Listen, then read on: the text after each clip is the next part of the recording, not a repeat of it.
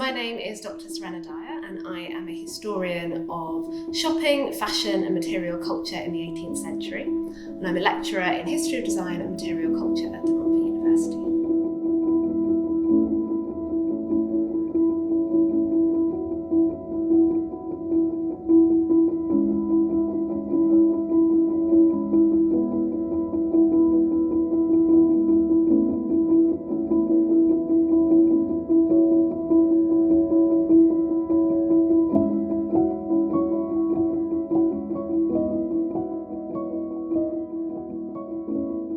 So I've been familiar with the tokens for quite a long time actually, initially because of the textile tokens, because they give us such a fantastic insight into the range of fabrics and colours and the vibrancy of ordinary people's clothing in the 18th century.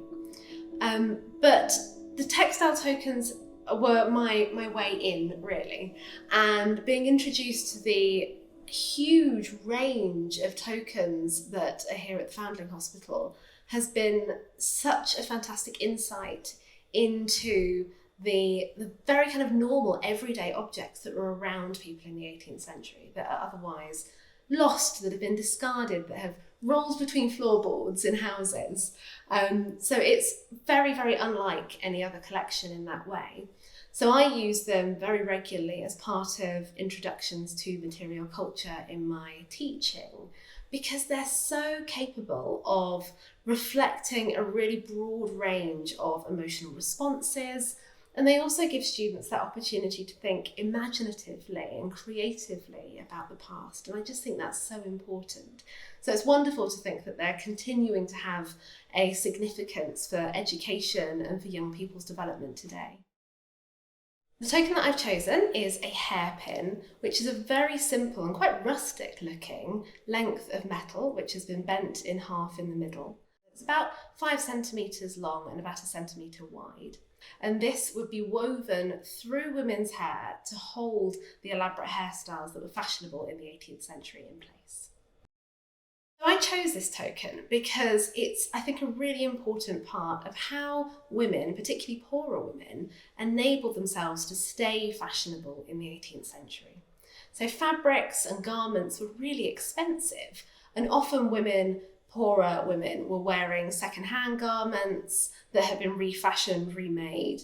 But hair was a really important way that they could actually keep up with fashion. And hair was also a really important part of fashion. So in the 18th century, we see a lot of fashion plates, which are essentially the illustrations in the Vogue of the 18th century, which show lots of different hairstyles that would be fashionable in that particular year. So particularly in the mid to late 18th century, they become a really, really important site for women showing their fashionability. So this hairpin is a really important signifier of how important staying up with those fashionable hairstyles was to the woman that left it. So obviously with very few of these tokens do we know who they genuinely belong to, but I really believe that history is very much the stories that we tell ourselves. There's so little of history that we can know for certain, and having the flexibility to think around who these things might have belonged to, the ways in which they might have been important to people, is just as useful for the study of history.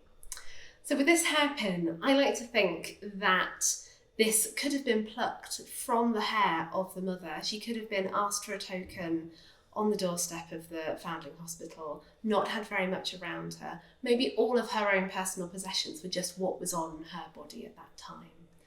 And if she didn't have anything in her pockets, she'd reached inside, had a rummage, couldn't find anything there, she might have had to go to her hair and to one of the few hairpins that she had, giving her that fashionable look. And maybe even she'd done her hair particularly well for that morning for meeting the people at the hospital. So that's how I like to think of it, that she's reached up, it's one of her only options, reached up from her hair, pulled it out. Maybe some of her hair has fallen down as she's done so.